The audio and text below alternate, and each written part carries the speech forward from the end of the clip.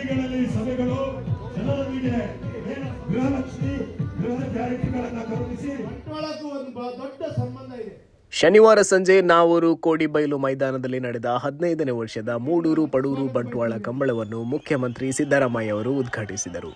ಬಳಿಕ ಮಾತನಾಡಿದ ಅವರು, ಕಂಬಳವು ಕರಾವಳಿ ಭಾಗದ ಶ್ರೀಮಂತ ಪರಂಪರೆ ಹಾಗೂ ಸಂಸ್ಕೃತಿಯನ್ನು ಬಿಂಬಿಸುವ ವಿಶಿಷ್ಟ ಕ್ರೀಡೆ ಎಂದು ಹೇಳಿದರು. ಈ ಸಂದರ್ಭದಲ್ಲಿ ಕಂಬಳ ಸಮಿತಿಯ ಗೌರವಾಧ್ಯಕ್ಷರು ಹಾಗೂ ಮಾಜಿ ಸಚಿವರಾದ ಬಿ ರಮಾನಾಥ ರೈ ಅವರು ಮುಖ್ಯಮಂತ್ರಿಯನ್ನು ಸನ್ಮಾನಿಸಿ ಗೌರವಿಸಿದರು. ಕಾರ್ಯಕ್ರಮದಲ್ಲಿ ಅನೇಕ ಗಣ್ಯರು ಹಾಗೂ ಕಂಬಳ ಅಭಿಮಾನಿಗಳು ಉಪಸ್ಥಿತರಿದ್ದರು. ಮೂಡೂರು ಪಡೂರು ಕಂಬಳಕೂಟದ ಪರವಾಗಿ ಗೌರವಾರ್ಪಣೆ ನಡೀತಾ ಇದೆ. ಮಾನ್ಯ ಮುಖ್ಯಮಂತ್ರಿಗಳಿಗೆ ಶಾಲು ಹೊದಿಸಿ ಹಾರಾರ್ಪಣೆಯನ್ನು ಮಾಡಿ ವಿಶಿಷ್ಟ ರೀತಿಯ ಒಂದು ಸ್ಮರಣಿಕೆ, ಕಂಬಳದ ಸ್ಮರಣಿಕೆ, ಕಂಬಳದ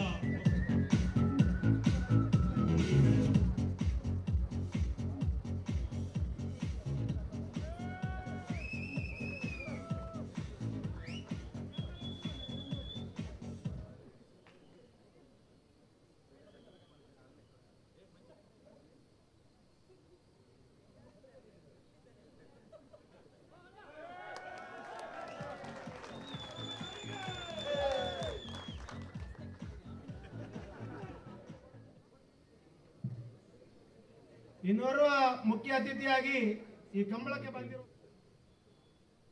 ನಮ್ಮ ಮೇಲೆ ಅಧ್ಯಕ್ಷರಾಗಿರುವ ಪಿಯುಸಿ ರೋಡ್ರಿಗಸ್ ಅವರಿಗೆ ಕೂಡ ಸ್ವಾಗತವನ್ನು. ಬಹಳಷ್ಟು ಗಣ್ಯರು ಈ ವೇದಿಕೆಯ ಮುಂಭಾಗದಲ್ಲಿದ್ದಾರೆ. ಬಂದಿರುವಂತ ಬಂಟ್ವಾಳದ ಶಿಲ್ಪಿ, ಯುವ ಶಿಲ್ಪಿ ಶ್ರೀಯುತ ರೂಪೇಶ್ ಆಚಾರ್ಯ ಇವರು ತಮ್ಮ ಕೈಯಾರೆ ರಚಿಸಿರುವಂತ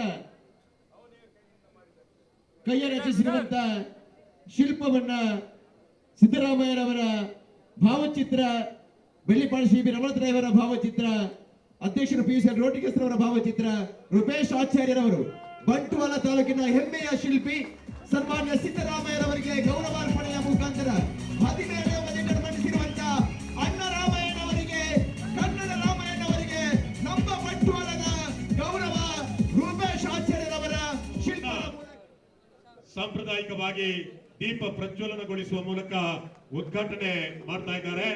ಸನ್ಮಾನ್ಯ ಮುಖ್ಯಮಂತ್ರಿ ಶ್ರೀಯುತ ಸಿದ್ದರಾಮಯ್ಯರವರು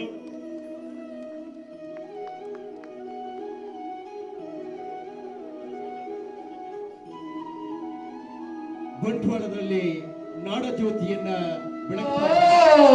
ಬೈಂದೂರು ಸಸಿ ಹಿತ್ಲು ವೆಂಕಟ ಪೂಜಾರಿ ಅವರ ಕನೆಹಲಗೆಯ ಕೋಣಗಳು, ಬೈಂದೂರು ಸಸಿ ಹಿತ್ಲು.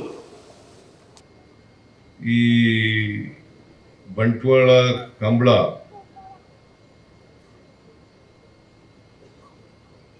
ಅದಕ್ಕೆ ಒನಲು ಬೆಳಕಿನ ಮೂಡೂರು ಪಡೂರು ಜೋಡು ಕೆರೆ ಬಯಲು ಕಂಬಳ ಅಲ್ಲ, ಇದನ್ನ ಅತ್ಯಂತ ಸಂತೋಷದಿಂದ ಉದ್ಘಾಟನೆ ಮಾಡಿದ್ದೇನೆ.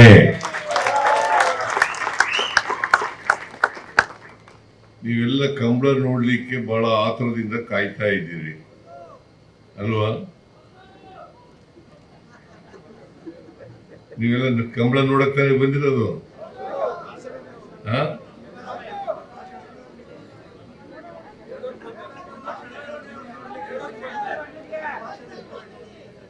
ನನ್ನೂ ನೋಡಕ್ ಬಂದಿದ್ದೀರಾ?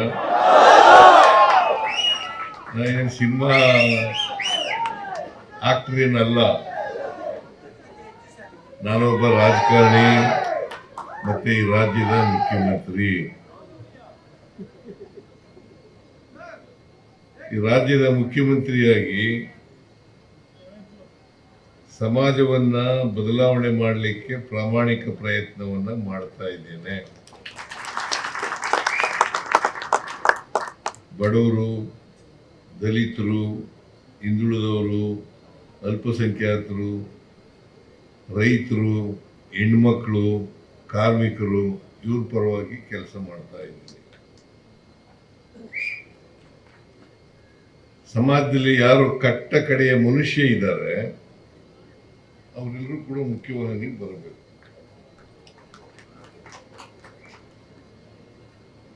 ಅದನ್ನೇ ಮಹಾತ್ಮ ಗಾಂಧೀಜಿಯವರು ಸರ್ವೋದಯ ಅಂತ್ಯೋದಯ ಅಂತ ಕರೀತಾ ಇದ್ದಾರೆ. ಅಂತ್ಯ ಉದಯ ಆಗಬೇಕು. ಯಾರು ನಿಶಕ್ತ ಜನ ಇದ್ದಾರೆ, ದುರ್ಬಲ ವರ್ಗದ ಜನ ಇದ್ದಾರೆ, ಅವ್ರಿಗೆ ಶಕ್ತಿ ತುಂಬತಕ್ಕಂಥ ಕೆಲಸ, ಅವರಿಗೆ ಸ್ವಾವಲಂಬನೆಯನ್ನು ನೀಡ್ತಕ್ಕಂಥ ಕೆಲಸ ಆಗಬೇಕು.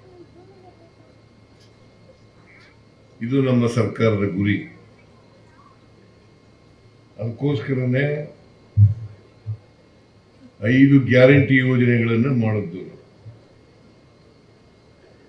ಉದ್ದೇಶ ಏನಪ್ಪಾ ಅಂತಂದ್ರೆ ಪ್ರತಿಯೊಬ್ಬರಿಗೂ ಕೂಡ ಸಾಮಾಜಿಕವಾಗಿ ಆರ್ಥಿಕವಾಗಿ ಶಕ್ತಿ ಬರಬೇಕು.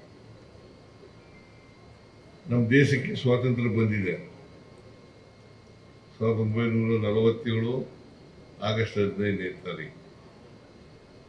ಅದು ರಾಜಕೀಯ ಸ್ವಾತಂತ್ರ್ಯ, ರಾಜಕೀಯ ಪ್ರಜಾಪ್ರಭುತ್ವ, ಅದರ ಜೊತೆಗೆ ಸಾಮಾಜಿಕ ಪ್ರಜಾಪ್ರಭುತ್ವ ಮತ್ತು ಆರ್ಥಿಕ ಪ್ರಜಾಪ್ರಭುತ್ವ ಸಿಗಬೇಕು.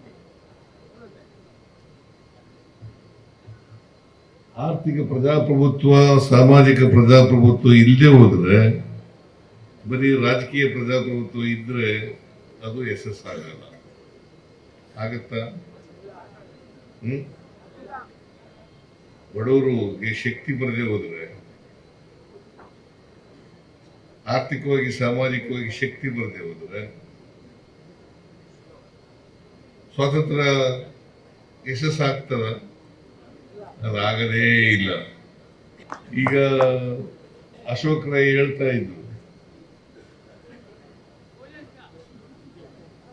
ನಮ್ಮ ಭಾಗದಲ್ಲಿ ಕರಾವಳಿ ಪ್ರದೇಶದಲ್ಲಿ ಮಂಗಳೂರು ಮತ್ತು ಉಡುಪಿನಲ್ಲಿ ಮೇಜರ್ ಆಗಿ 23 ಕಂಬಳಗಳು ನಡೀತವೆ. ಬೆಂಗಳೂರು ನಗರದಲ್ಲಿ ಕಂಬಳ ಏರ್ಪಾಡು ಮಾಡಿದ್ರು ಅರಮನೆ ಆವರಣದಲ್ಲಿ. ಅಲ್ಲಿಗೆ ಹೋಗಿದ್ದೆ ನಾನು. ಮೈಸೂರಿನಲ್ಲೂ ಮಾಡಬೇಕು ಅಂತ ಇದ್ದಾರೆ.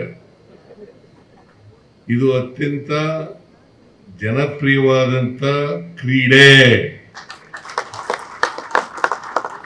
ವಿಶೇಷವಾಗಿ ಮಂಗಳೂರು ಮತ್ತು ಉಡುಪಿನಲ್ಲಿ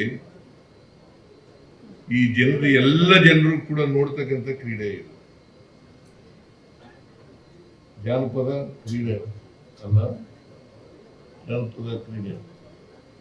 ಇದಕ್ಕೆ ಆ ಜಾತಿಯವರು ಈ ಜಾತಿಯವರು ಅಂತಿಲ್ಲ, ಎಲ್ಲ ಆ ಧರ್ಮದವರು ಈ ಧರ್ಮದವರು ಅಂತಿಲ್ಲ. ಎಲ್ಲ ಧರ್ಮದವರು, ಎಲ್ಲ ಜಾತಿಯವರು ಕೂಡ ಒಟ್ಟಿಗೆ ಸೇರಿ ಈ ಕ್ರೀಡೆಯನ್ನ ಏರ್ಪಾಡು ಮಾಡ್ತಕ್ಕಂಥದ್ದು. ಅಂದ್ರೆ ಜಾತ್ಯತೀತವಾಗಿ, ಧರ್ಮಾತೀತವಾಗಿ ಮಾಡ್ತಕ್ಕಂಥ ಕ್ರೀಡೆ. ಈ ಕ್ರೀಡೆಯನ್ನ ಉಳಿಸ್ತಕ್ಕಂಥದ್ದು, ಬೆಳೆಸ್ತಕ್ಕಂಥದ್ದು ನಮ್ಮೆಲ್ಲರ ಜವಾಬ್ದಾರಿ ಅಲ್ವಾ? ನೋಡಿ, ಇವರು ಕ್ರಿಶ್ಚಿಯನ್ರು, ಇದರ ಅಧ್ಯಕ್ಷ ಸಮಿತಿ ಅಧ್ಯಕ್ಷರು ರೋಡ್ರಿಕ್ಸ್. ಮೊನ್ನೆ ನಾನು ಕಳೆದ ವರ್ಷ ಕಂಬಳಕ್ಕೆ ಹೋಗಿದ್ದೆ. ಇದಕ್ಕೆ ಏರ್ಪಾಡು ಮಾಡಿದ್ದೆ. ಅಲ್ಲಿ ಏರ್ಪಾಡು ಮಾಡಿದ್ರು, ಅಲ್ಲಿ ಹೋಗಿದ್ದೆ. ಅಂದ್ರೆ ಇದು ಒಂದು ಮಂಗಳೂರು, ಉಡುಪಿನಲ್ಲಿ, ದಕ್ಷಿಣ ಕನ್ನಡ ಜಿಲ್ಲೆಯಲ್ಲಿ ಹೆಚ್ಚು ಜನಪ್ರಿಯ ಆಗಿರ್ತಕ್ಕಂಥ, ಎಲ್ಲ ಜನರು ಬಯಸ್ತಕ್ಕಂಥ, ಎಲ್ಲ ಜನರು ಪಾರ್ಟಿಸಿಪೇಟ್ ಮಾಡ್ತಕ್ಕಂಥ ಒಂದು ಕ್ರೀಡೆ. ಮಂಗಳೂರು ಇದೆಯಲ್ಲ, ಬಹಳ ಜನರು ವಿದ್ಯಾವಂತರು, ಬುದ್ಧಿವಂತರು, ಮತ್ತೆ ಎಲ್ಲಕ್ಕಿಂತ ಮುಖ್ಯವಾಗಿ ಸಾಹಸ ಪ್ರವೃತ್ತಿ ಇರ್ತಕ್ಕಂಥ ಜನ ಅಲ್ಲ. ಮಂಗಳೂರಿನವರು ಸಾಹಸ ಪ್ರವೃತ್ತಿ ಇರ್ತಕ್ಕಂಥ ಜನ. ಇಂಥ ಕ್ರೀಡೆಯನ್ನ ಯುವ ಜನರಿಗೆ ಹೆಚ್ಚು, ಇಲ್ಲಿ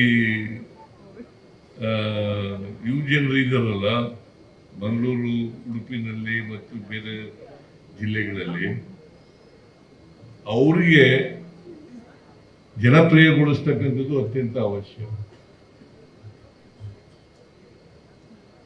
ಈ ಕ್ರೀಡೆ ನಾನು ನೋಡದೆ ಅಲ್ಲಿ ಬೆಂಗಳೂರು ನೋಡಿದ್ದೀನಿ, ಕಾದರು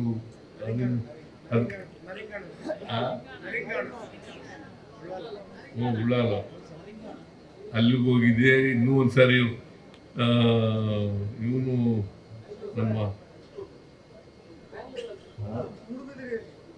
ಮೂಡುಬಿದ್ರಿಗೆ ಹೋಗಿದ್ದೆ, ವಿರೋಧ ಪಕ್ಷದ ನಾಯಕನಾಗಿದ್ದಾಗ ಮೂಡುಬಿದ್ರಿ ಚೆನ್ನಾಗಿರ್ತದೆ. ನಾನು ಅದಕ್ಕೆ ಕೇಳ್ತಾ ಇದ್ದೆ, ಈ ಕೋಣಗಳಿದಾವಲ್ಲ, ಈ ಕೋಣಗಳನ್ನ ಮಕ್ಕಳ ತರ ಸಾಕ್ತಾರೆ.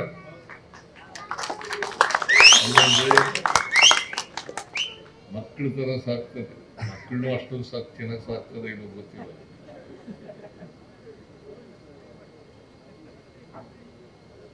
ನಾವು ಮಕ್ಕಳ ತರ ಸಾಕ್ತಾರೆ. ಅದಕ್ಕೆ ಕೇಳಿದೆ ನಾನು ನಮ್ಮ ಸ್ವರ್ಕಿಯವರಿಗೆ, ರಮನಾಥ್ ರೈ ಅವರಿಗೆ ಕೇಳ್ತಾ ಇದ್ದೆ, ಈ ವಯಸ್ಸಾದ ಮೇಲೆ ಏನಾದ್ರು ವ್ಯವಸಾಯಕ್ಕೆ ಉಪಯೋಗಿಸ್ತೀರ?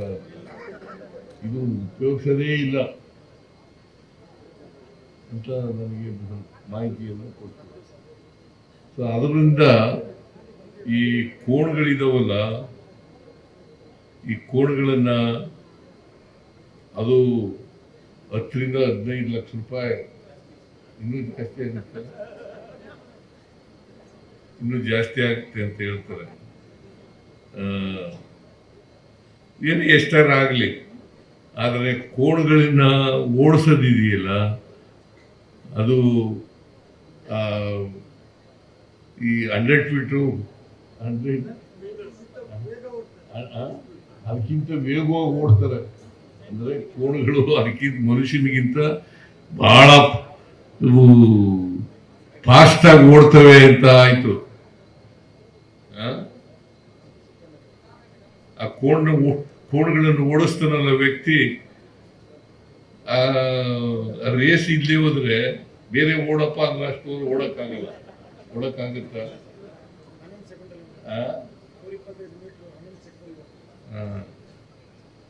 ಸೊ ಅದರಿಂದ ಇಂಥ ಒಂದು ಕ್ರೀಡೆಯನ್ನ ಉಳಿಸ್ಕೊಂಡು ಬೆಳೆಸ್ಕೊಂಡು ಹೋಗ್ತಕ್ಕಂಥದ್ದು ಬಹಳ ಅತ್ಯಂತ ಅವಶ್ಯ ಅಂತಕ್ಕಂಥ ಮಾತುಗಳನ್ನು ಹೇಳ್ತಾ, ನಮ್ಮ ಸರ್ಕಾರ ಕಂಬಳ ಬೆಳವಣಿಗೆಗೆ ಎಲ್ಲ ರೀತಿಯ ಸಹಕಾರವನ್ನ ಬೆಂಬಲವನ್ನ ಕೊಡ್ತೇವೆ, ಜೊತೆಗೆ ಹಣವನ್ನು ಕೂಡ ಕೊಡ್ತೇವೆ.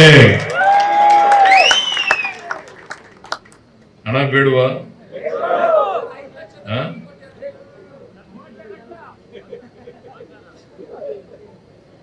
ಒಂದು ಕಂಬಳ ಏರ್ಪಾಡು ಮಾಡಬೇಕಾದ್ರೆ ಅಷ್ಟು ಹಣ ಕೊಡಕ್ಕಾಗಲ್ಲ ಸರ್ಕಾರದಿಂದ. ಆದರೆ ಹಣಕಾಸಿನ ನೆರವನ್ನು ಕೂಡ ಕೊಡ್ತಕ್ಕಂಥ ಕೆಲಸವನ್ನ ಮಾಡ್ತೇನೆ ಅಂತಕ್ಕಂಥ ಮಾತುಗಳನ್ನು ಹೇಳಿದೆ. ಮತ್ತೆ ರಮನಾಥ್ ರೈ ಕ್ರೀಡಾಂಗಣ ಮಾಡಬೇಕು ಅಂತ ಹೇಳಿದ್ದಾರೆ.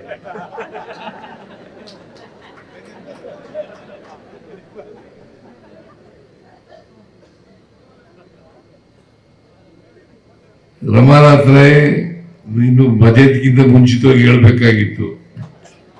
ಬಜೆಟ್ ಮಂಡಿಸಾದ್ಮೇಲೆ ಹೇಳ್ತಾ ಇದ್ದಾರೆ. ಆದ್ರೂ ಕೂಡ ಮುಂದಿನ ವರ್ಷ ಅಂದ್ರೆ ಏಪ್ರಿಲ್ ಇಂದ ಪ್ರಾರಂಭ ಆಗುತ್ತೆ ಆರ್ಥಿಕ ವರ್ಷ. ಆರ್ಥಿಕ ವರ್ಷ ಪ್ರಾರಂಭ ಆಗೋದು ಮುಂದಿನ ವರ್ಷ ಈ ಕ್ರೀಡಾಂಗಣವನ್ನ ಮಾಡಿಕೊಡೋಣ ಅಂತಕ್ಕಂಥ ಮಾತುಗಳನ್ನ